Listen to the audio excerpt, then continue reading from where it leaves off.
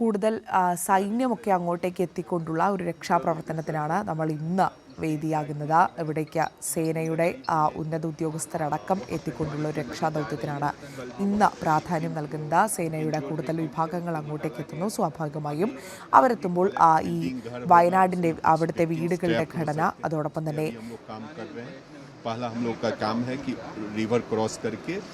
വയനാടിലെ വീടുകളുടെ ഘടന, അതോടൊപ്പം തന്നെ ഭൂസവിശേഷത, ഇതൊക്കെ കേന്ദ്രീകരിച്ചുകൊണ്ടുള്ള ഒരു രക്ഷാപ്രവർത്തനം, ഇതിൻ്റെ വിവരങ്ങളൊക്കെ അവർക്ക് കൈമാറിക്കൊണ്ടുള്ള ഒരു രക്ഷാപ്രവർത്തനത്തിലേക്കാണ് നമ്മൾ ഈ ഒരു ഘട്ടത്തിൽ കടക്കുന്നത്. എന്തായാലും ഔദ്യോഗികമായൊരു രക്ഷാപ്രവർത്തനം അത് ഇതുവരെ ആരംഭിച്ചിട്ടില്ല. നമ്മൾ നേരത്തെ ദൃശ്യങ്ങളിൽ കണ്ട പോലെ സേനാ വിഭാഗങ്ങളൊക്കെ അങ്ങോട്ടേക്ക് എത്തിയിട്ടുണ്ട്. ഈ സൈന്യമൊക്കെ എത്തിയ സ്ഥിതിക്ക് കൂടുതൽ ഊർജിതമായി തന്നെ ഇന്നത്തെ 2ാം ദിവസത്തെ രക്ഷാപ്രവർത്തനം നടക്കുമെന്നാണ് മനസ്സിലാക്കുന്നത്. എന്തായാലും സമാനതകളില്ലാതെ തന്നെ രക്ഷാപ്രവർത്തനം വയനാട്ടിൽ പുരോഗമിച്ചുകൊണ്ടിരിക്കുന്നു. നമ്മൾ ഒരിക്കലും പ്രതീക്ഷിക്കാത്ത ഉള്ളുലച്ചുകൊണ്ടുണ്ടായ ദുരന്തമാണ്. ആ ഉള്ളുലച്ചുണ്ടായ ദുരന്തത്തിലും നമ്മൾ ഒരിക്കലും പതറാതെ മുന്നോട്ട് പോവുകയാണ്. ദുരന്തമുഖത്താണ്. പക്വമായ നിലപാടുകൾ എടുത്ത് നമുക്ക് മുന്നോട്ട് പോകേണ്ട സാഹചര്യമാണ്. രക്ഷാപ്രവർത്തനം ഏറ്റവും മികച്ച രീതിയിൽ സമാനതകളില്ലാതെ തന്നെ പുരോഗമിച്ചുകൊണ്ടിരിക്കുന്നു. അനൂപ് തുടരുന്നുണ്ട്. അനൂപ്, നമ്മൾ നേരത്തെ ദൃശ്യങ്ങളിൽ കണ്ടിരുന്നു സൈന്യമൊക്കെ അങ്ങോട്ടേക്ക് രാവിലെ എത്തിയിട്ടുണ്ട്. ഇപ്പോൾ എന്താണ് രക്ഷാപ്രവർത്തനം ആരംഭിച്ചിട്ടുണ്ടോ, പുനരാരംഭിച്ചിട്ടുണ്ടോ ഔദ്യോഗികമായി?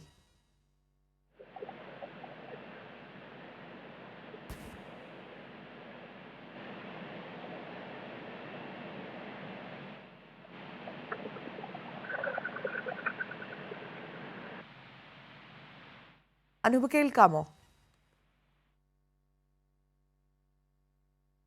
അനൂപിലേക്ക് എത്താം. കാരണം നമുക്കറിയുന്നത് പോലെ തന്നെ വലിയ സാങ്കേതിക തടസ്സങ്ങളൊക്കെ നമുക്ക് നേരിടേണ്ട സാഹചര്യം തന്നെയാണ്. കാരണം ദുരന്തമുഖമാണ്. ദുരന്തമുഖത്ത് ഇത്തരത്തിലുള്ള സംഭവങ്ങളൊക്കെ ഉണ്ടാകുന്നത് സ്വാഭാവികമാണ്. എന്തായാലും കൂടുതൽ രക്ഷാപ്രവർത്തനത്തിന് ഇന്ന് ഏറ്റവും കൂടുതൽ പ്രാധാന്യം നൽകുന്നത് മണ്ണിനടിയിൽ കുടുങ്ങിക്കിടക്കുന്ന ഒരുപാട് ആളുകളുണ്ട്. അപ്പോൾ ആ ആളുകളെ പുറത്തേക്ക് എത്തിക്കുന്നതിന് അവരുടെ രക്ഷാപ്രവർത്തനത്തിനാണ് ഇന്ന് ഏറ്റവും കൂടുതൽ പ്രാധാന്യം നൽകുന്നത്. മണ്ണ് നീക്കിക്കൊണ്ടുള്ള ഒരു പരിശോധനയിലേക്കൊക്കെ കടക്കുമോ എന്നത് അറിയില്ല. അപ്പോൾ ഏത് തരത്തിലായിരിക്കും രക്ഷാപ്രവർത്തനം, ഇന്നത്തെ ഒരു ആക്ഷൻ പ്ലാൻ എന്താണ് എന്നതൊക്കെ നമുക്ക് അറിയേണ്ടിയിരിക്കുന്നു. ഇന്ന് മന്ത്രിസഭാ യോഗമൊക്കെ ചേരുന്നുണ്ട് എന്നാണ് മനസ്സിലാക്കുന്നത്. ഏതായാലും രക്ഷാപ്രവർത്തനത്തിന്റെ ആദ്യഘട്ടം പൂർത്തിയാക്കിയതിന് ശേഷം അതിന്റെ ഏകോപനമൊക്കെ നടത്തിയതിന് ശേഷമായിരിക്കും മുഖ്യമന്ത്രി അങ്ങോട്ടേക്ക് എത്തുക. കാരണം രക്ഷാപ്രവർത്തനത്തിന് അതൊരു ബുദ്ധിമുട്ടുണ്ടാകരുത് എന്ന് അദ്ദേഹത്തിന് വളരെയധികം നിർബന്ധമുണ്ട്. അതുകൊണ്ട് തന്നെ രക്ഷാപ്രവർത്തനത്തിന് ആദ്യഘട്ടം അത് പൂർത്തിയായതിനു ശേഷമായിരിക്കും മുഖ്യമന്ത്രി വയനാട്ടിലേക്ക് എത്തുക. അദ്ദേഹത്തിന്റെ നേതൃത്വത്തിൽ രക്ഷാപ്രവർത്തനത്തിന്റെ ഏകോപനം ഏറ്റവും മികച്ച രീതിയിൽ തന്നെ നടക്കുന്നു. അനൂപ് കെ ആർ തുടരുന്നുണ്ട്. അനൂപ്, നേരത്തെ സൈന്യമൊക്കെ എത്തിയതിന്റെ ദൃശ്യങ്ങൾ നമ്മൾ കണ്ടിരുന്നു. എന്താണ്, സൈന്യം എത്തിയിട്ടുണ്ട് എന്നാണ് മനസ്സിലാക്കുന്നത്? ഔദ്യോഗികമായി രക്ഷാപ്രവർത്തനം ആരംഭിച്ചിട്ടുണ്ടോ? രക്ഷാപ്രവർത്തനം പുനരാരംഭിച്ചു. നമുക്ക് മനസ്സിലാക്കാൻ സാധിക്കുന്നത് കൂടുതൽ സൈനിക ആശുപത്രികളിൽ നിന്നുള്ള ആംബുലൻസുകളും ആശുപത്രി സേവനങ്ങളും ഇവിടേക്ക് എത്തുന്നു എന്നുള്ളതാണ് ഏറ്റവും പുതിയ വിവരം. സൈന്യം ഊട്ടിയിൽ നിന്നും അതോടൊപ്പം കോഴിക്കോട് നിന്നും ആശുപത്രി സേവനങ്ങൾ കൂടി ഇവിടേക്ക് എത്തിക്കുന്നു എന്നുള്ളതാണ് നമുക്ക് മനസ്സിലാക്കാൻ സാധിക്കുന്നത്. ആ രീതിയിൽ സൈന്യം അതിന്റെ എല്ലാ സജ്ജീകരണങ്ങളും മുണ്ടക്കൈയിലേക്ക് എത്തിക്കുന്നുവെന്ന് വേണം നമുക്ക് മനസ്സിലാക്കാൻ. ഇപ്പോൾ സൈന്യത്തിന്റെ 4 ആംബുലൻസുകൾ ഈ മേഖലയിലേക്ക് എത്തിയിട്ടുണ്ട്. സുസജ്ജമായിട്ടുള്ള ICU സംവിധാനം ഉൾപ്പെടെയുള്ള ആംബുലൻസുകളാണ് എത്തിയിരിക്കുന്നത്. സൈനിക ഡോക്ടർമാരും ആ സംഘത്തിലുണ്ട്. അതുകൊണ്ട് തന്നെ പെട്ടെന്ന് ഞാൻ നേരത്തെ സൂചിപ്പിച്ചതുപോലെ ആശുപത്രി സംവിധാനങ്ങൾ ജില്ലാ ഭരണകൂടം നേരത്തെ തന്നെ ഇവിടെ ഒരുക്കിയിരുന്നു, ആരോഗ്യവകുപ്പ്. അതിന് ഒരു വലിയ സഹായകമാവും സൈന്യത്തിന്റെ ഈ പ്രവർത്തനവും. അങ്ങനെ അത്തരത്തിൽ പൂർണ്ണമായി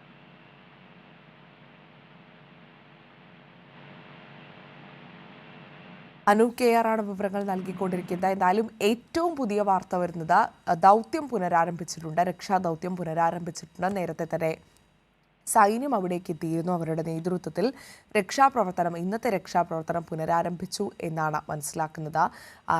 ഇന്ന് കൂടുതൽ സേനാ വിഭാഗങ്ങളൊക്കെ എത്തിയിട്ടുണ്ട്.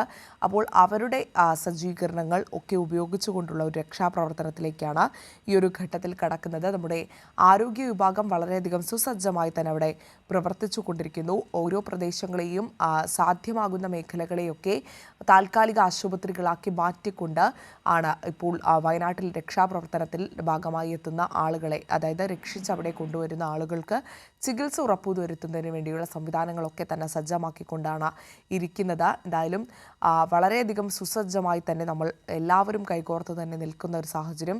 സേനാ വിഭാഗങ്ങൾ ഇപ്പോൾ നിലവിൽ അവിടേക്ക് എത്തിയിരിക്കുകയാണ്. എന്തായാലും അവരുടെ നേതൃത്വത്തിൽ ഇപ്പോൾ നിലവിൽ രക്ഷാപ്രവർത്തനം പുനരാരംഭിച്ചിരിക്കുകയാണ്. ഔദ്യോഗികമായ ഒരു രക്ഷാപ്രവർത്തനം നിലവിൽ പുനരാരംഭിച്ച ഒരു സാഹചര്യമാണുള്ളത്. എന്തായാലും 135 മരണമാണ് ഈ ഒരു ഘട്ടത്തിൽ സ്ഥിരീകരിക്കപ്പെട്ടിരിക്കുന്നത്. അതിനുശേഷം 211 പേരെയാണ് കാണാതായിരിക്കുന്നത്.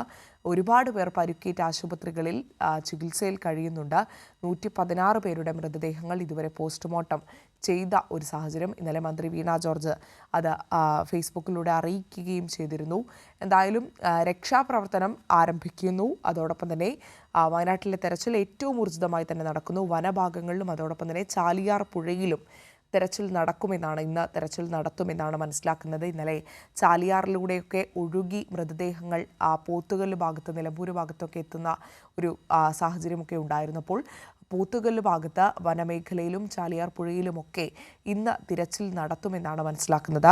എന്തായാലും രക്ഷാപ്രവർത്തനം അത് എടുത്തെടുത്ത് പറയേണ്ടത് തന്നെയാണ്. കാരണം ഏറ്റവും സമാനതകളില്ലാതെ മികച്ച രീതിയിൽ തന്നെ രക്ഷാപ്രവർത്തനം പുരോഗമിക്കുന്നു.